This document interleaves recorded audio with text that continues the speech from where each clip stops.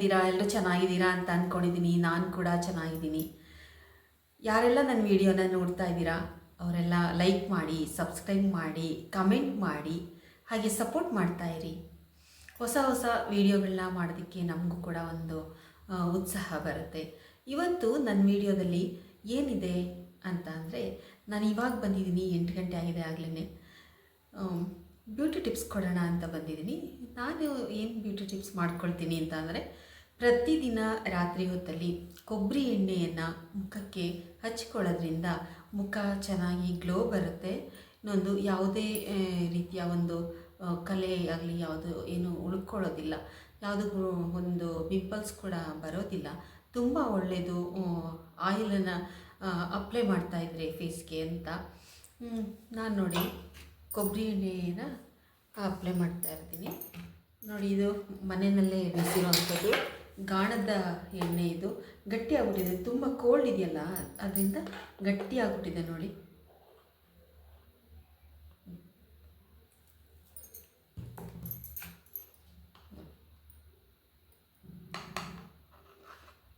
ನೋಡ್ತಾ ಇದ್ದೀರಲ್ಲ,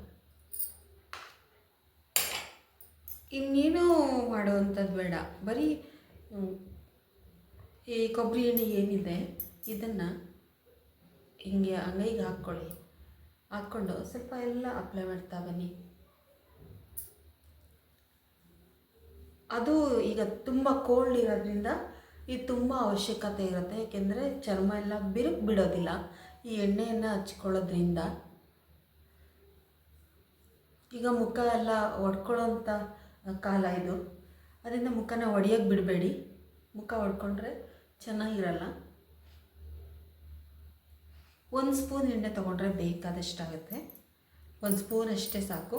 ಈ ಪ್ಯಾರಾಶೂಟ್ ಎಲ್ಲ ಬರುತ್ತಲ್ಲ ಅದೆಲ್ಲ ಹಾಕಬೇಡಿ. ಮಾಮೂಲಿ ಏನು ನಿಮಗೆ ಎಣ್ಣೆ ಸಿಗುತ್ತೆ ಕೊಬ್ಬರಿ ಎಣ್ಣೆ, ಅದನ್ನು ಹಚ್ಚಿ.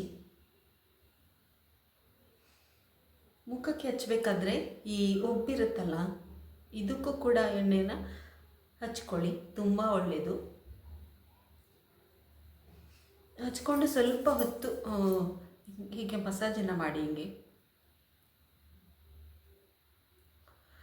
ಈಗ ಕೊರಿಯನ್ನವ್ರನ್ನೆಲ್ಲ ನೋಡ್ತೀರಲ್ಲ ನೀವು, ಕೊರಿಯನ್ನವರ ಒಂದು ಬ್ಯೂಟಿ ಟಿಪ್ಸ್ ಏನಪ್ಪ ಅಂತ ಹೇಳಿದ್ರೆ ಕೊಬ್ಬರಿ ಎಣ್ಣೆ.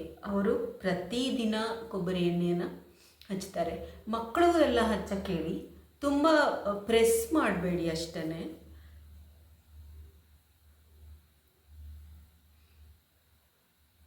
ಸ್ಮೂತಾಗಿ ಹೀಗೆ ಮಾಡಿ, ತುಂಬ ರಬ್ ಮಾಡಬೇಡಿ. ಫೇಸ್ನ ಯಾವತ್ತೂ ನಾವು ತುಂಬ ರಬ್ ಮಾಡಬಾರ್ದು.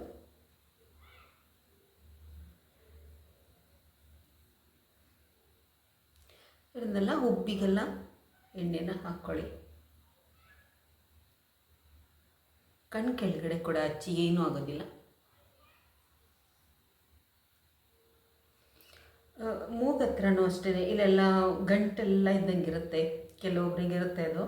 ಈ ಎಣ್ಣೆ ಹಚ್ಚೋದ್ರಿಂದ ಅದೆಲ್ಲ ಹೊರಟೋಗುತ್ತೆ ನೋಡಿ. ಒಂದು ಇಲ್ಲ, ನನಗೆಲ್ಲ ಫುಲ್ಲು ನೈಸ್ ಇದೆ ಇದು. ಎಣ್ಣೆ ಹಚ್ತಾ ಇದ್ದರೆ ಫುಲ್ಲು ನೈಸ್ ಆಗುತ್ತೆ ನೋಡಿ, ಸ್ಮೂತ್ ಆಗುತ್ತೆ ಫೇಸ್ ಎಲ್ಲ. ಇವಾಗಂತೂ ಹಚ್ಕೊಳ್ಳೇಬೇಕು, ಅಂದರೆ ತುಂಬಾ ಚಳಿ ಇರೋದ್ರಿಂದ ಈ ರೀತಿ ಹಚ್ಕೊಳ್ಳಿ. ಕಣ್ಣು ಮೇಲೆಲ್ಲ ಹಚ್ಕೊಳ್ಳಿ. ಅಷ್ಟೇ ಅಲ್ಲ, ಈ ರೆಪ್ಪೆ ಇದೆಯಲ್ಲ ಇದಕ್ಕೂ ಕೂಡ ಅದೇನು ಎಕ್ಸ್ಟ್ರಾ ಏನು ಹಚ್ಚಬೇಕಾಗಿಲ್ಲ. ಇದೇ ಕೈನಲ್ಲೇ ನೀವು ರೆಪ್ಪೆಗೆ ನೋಡಿ ಈ ಥರ ಮಾಡಿ, ಹೀಗೆ ಇಷ್ಟು ಮಾಡಿದ್ರೆ ಸಾಕು. ಹಿಂಗೆ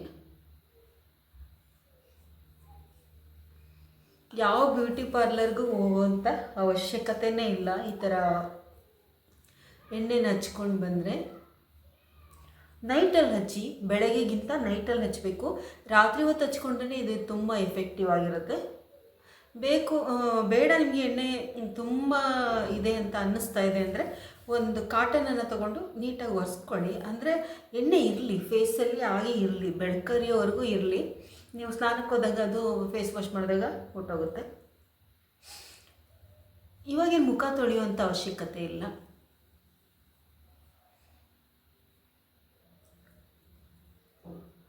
ನೀವು 1 ವಾರ ಹಚ್ಚಿ ಆಮೇಲಿಂದ ರಿಸಲ್ಟ್ ಹೇಳಿ. ಹಾಗೆ 1 ತಿಂಗಳು, 2 ತಿಂಗಳು, 3 ತಿಂಗಳು ಹಚ್ತಾ ಬನ್ನಿ. ಆವಾಗ ನಿಮಗೆ ಗೊತ್ತಾಗುತ್ತೆ ಎಷ್ಟು ಚೆನ್ನಾಗಾಗುತ್ತೆ ಅಂತೇಳಿ.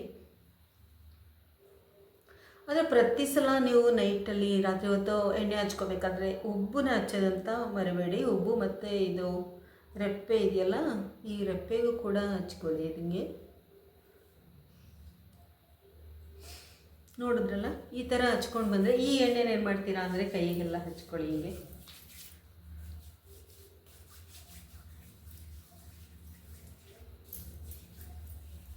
ಸ್ವಲ್ಪ ಎಣ್ಣೆ ಸ್ನಾನ ಎಲ್ಲ ಮಾಡಿದ್ರೆ ಇವಾಗ ತುಂಬಾ ಒಳ್ಳೆಯದು. ಏಕೆಂದರೆ ಈ ಚಳಿಯಲ್ಲಿ ಚರ್ಮ ಎಲ್ಲ ಹೊಡ್ಕೊಳ್ಳುವಂತಹ ಕಾಲ ಇದು.